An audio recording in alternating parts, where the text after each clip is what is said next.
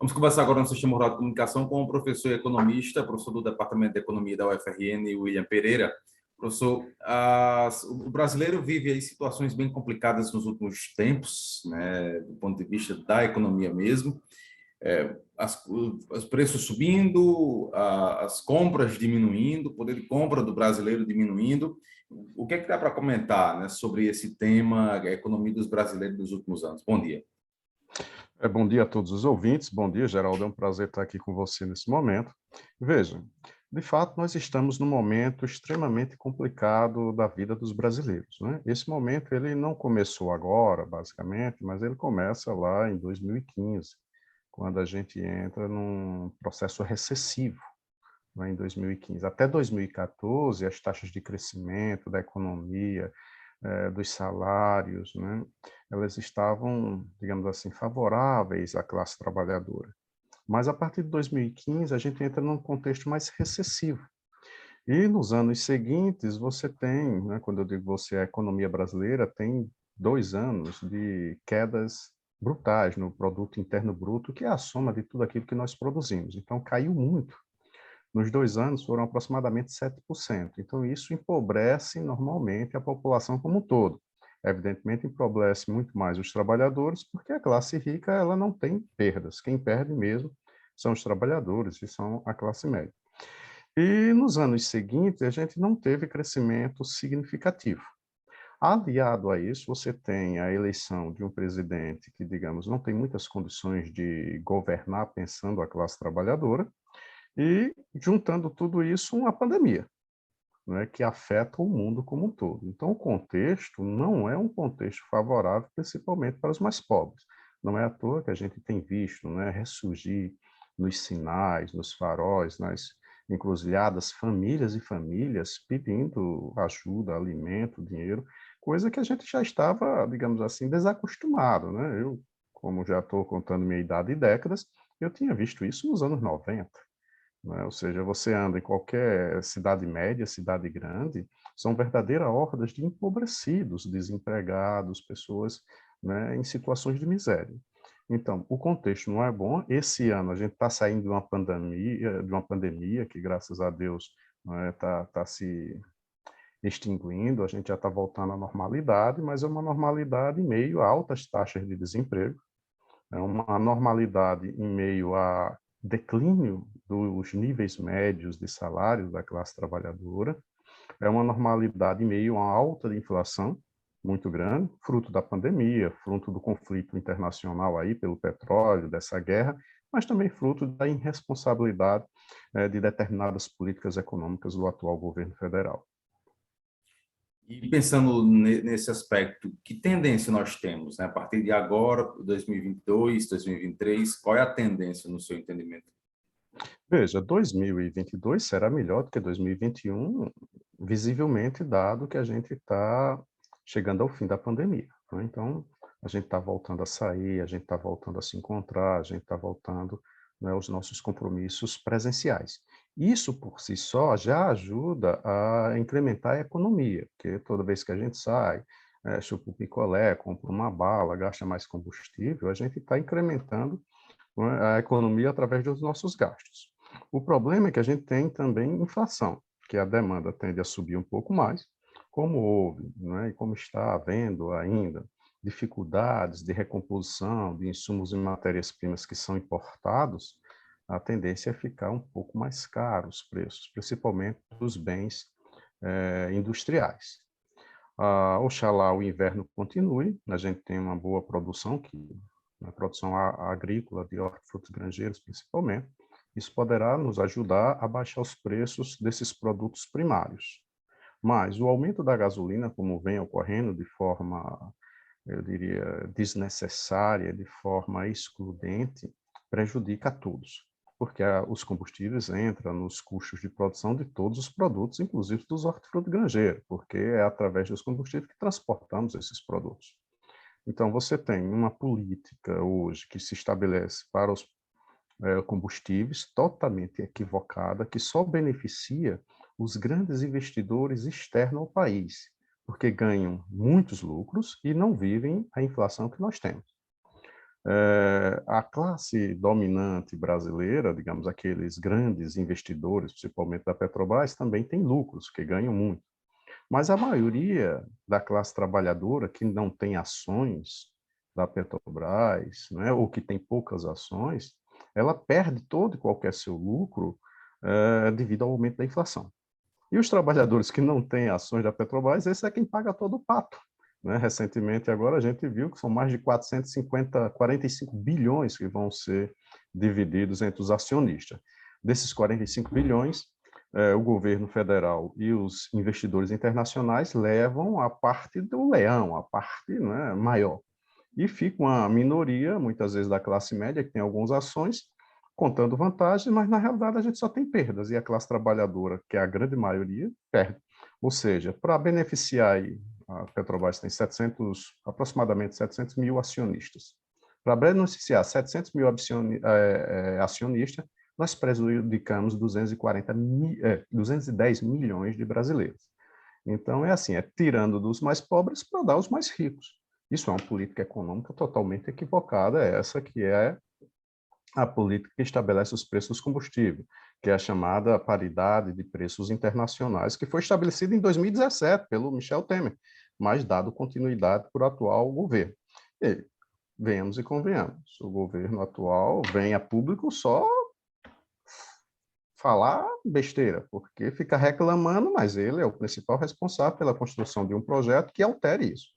Se ele não faz o projeto e reclama, palavras jogadas ao vento. Então, 2022 vai ser um ano melhor que 2021, mas não vai ser a redenção nem o retorno. A gente voltou, digamos, em níveis de desenvolvimento ao período de 2010, 2008.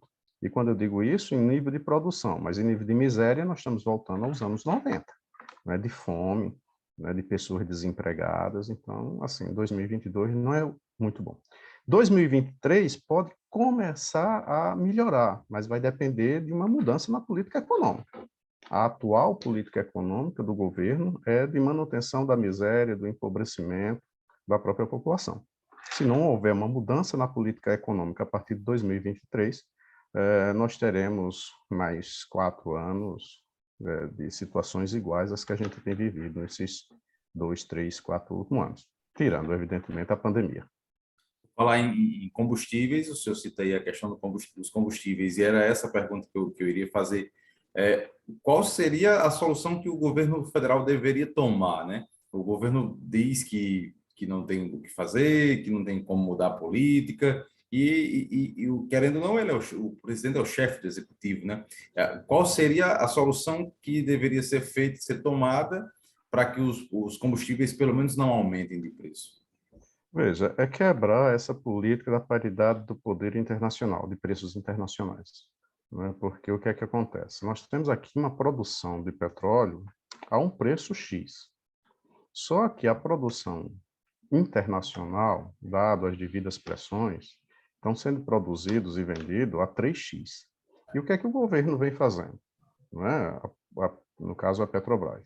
Mesmo produzindo a X, ele tem vendido a 3x, ou seja, tem vendido muito mais alto. Esse diferencial entre o X e o 3x está indo para a mão dos acionistas.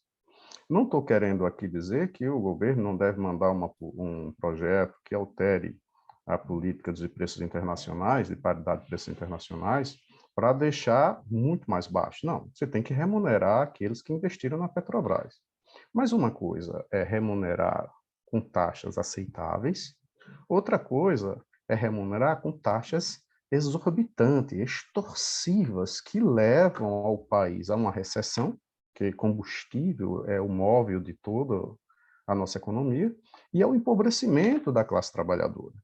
Tá? Porque a inflação só empobrece os trabalhadores. Quem detém as mercadorias, quem detém a renda, que são os ricos, ficam muito mais ricos.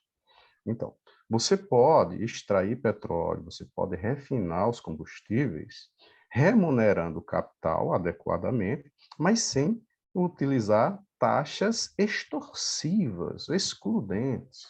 Né? Se você imaginar o seguinte, a taxa Selic, que é a taxa de juros básico, hoje está em 12,75.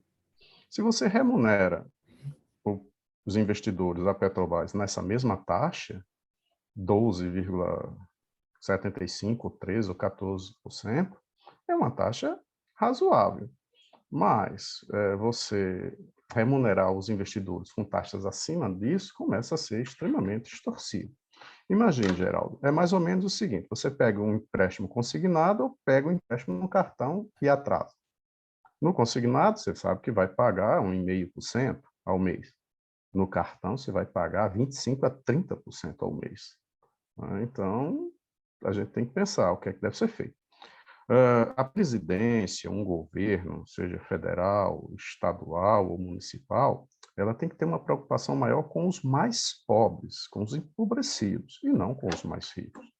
Todo e qualquer país desenvolvido, eles têm políticas que visam beneficiar aqueles que são mais pobres.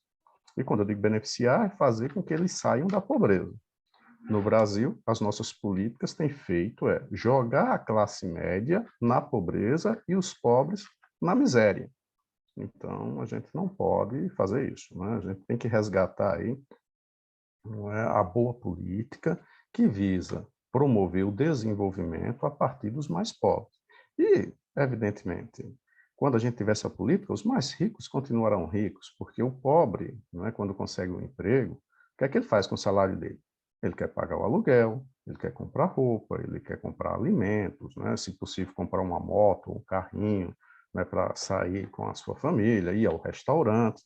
E quem são o dono dos postos, restaurantes, das fábricas de roupas, né, das montadoras? São os ricos, são os empresários. Então, quanto maior a população for instruída, educada e melhor salários receberem, mais ricos serão os nossos ricos.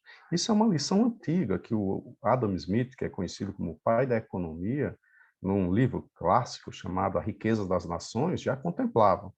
Uma população grande, educada e bem remunerada é sim, não é, uma nação desenvolvida.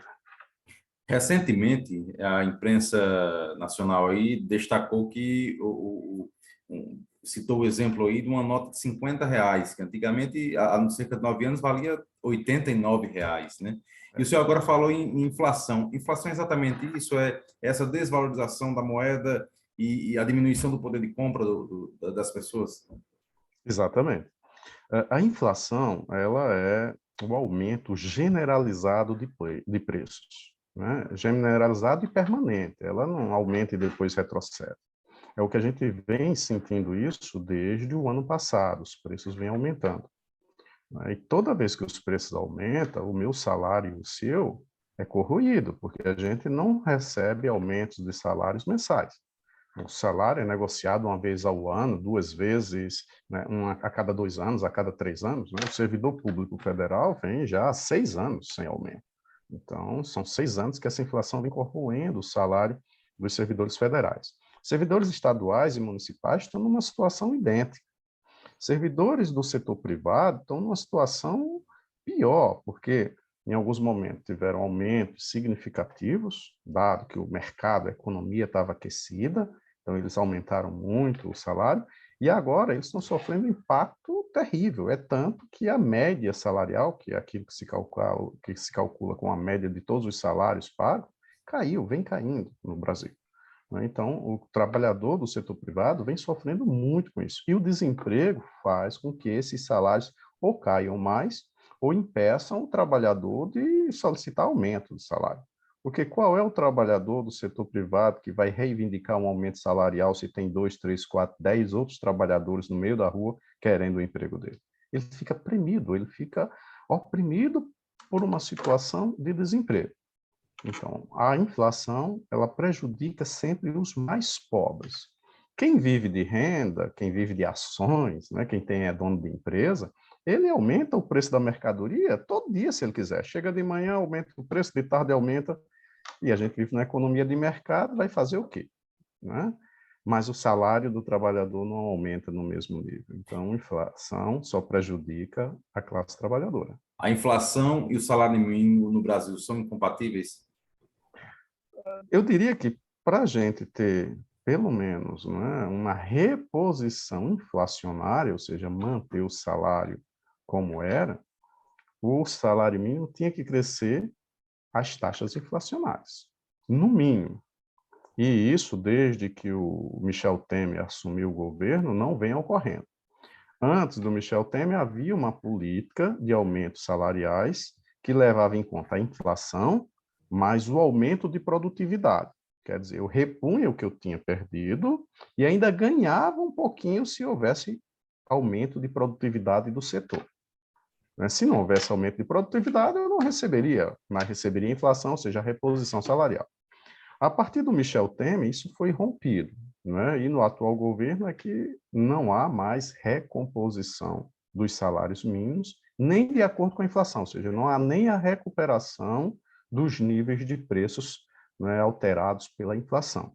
Então, a gente vai perdendo salário a cada mês, para não dizer a cada dia. E, Geraldo, a inflação é sempre uma taxa média para o Brasil.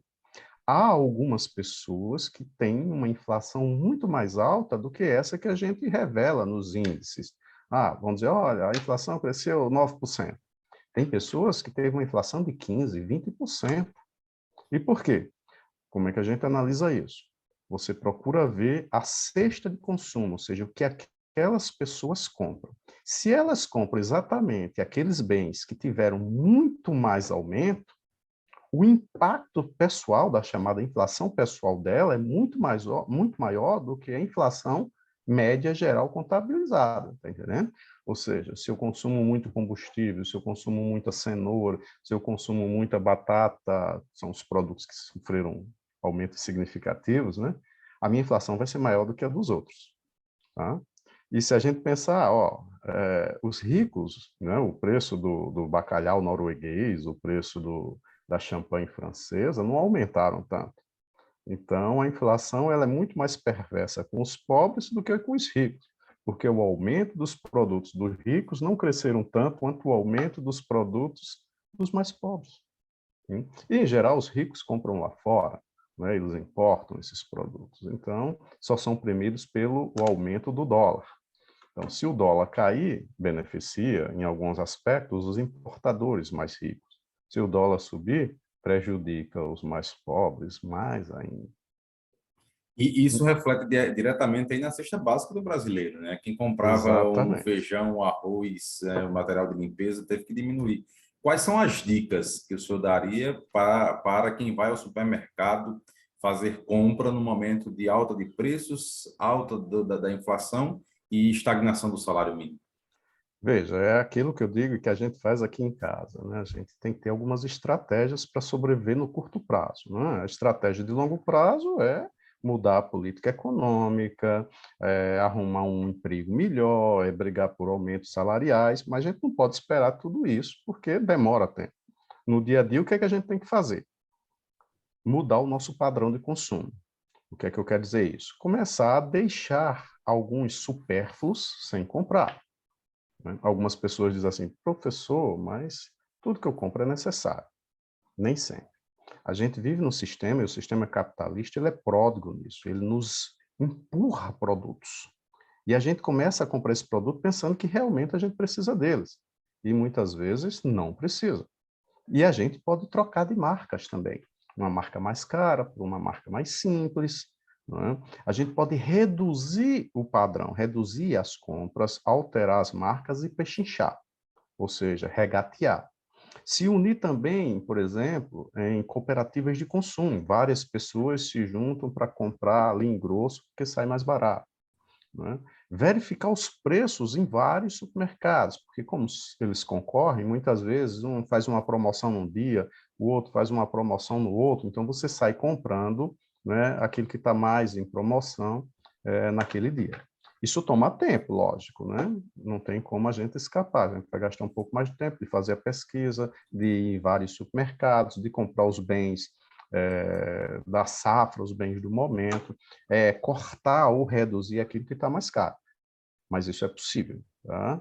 Isso é possível a gente fazendo uma mudança em adequação. Eu diria até que determinadas mudanças, corte de determinadas bebidas, de determinados supérfluos, só vai melhorar a saúde da gente. Por exemplo, quem fuma, no ato de parar de fumar, vai fazer um bem à sua saúde e economizar muito, né?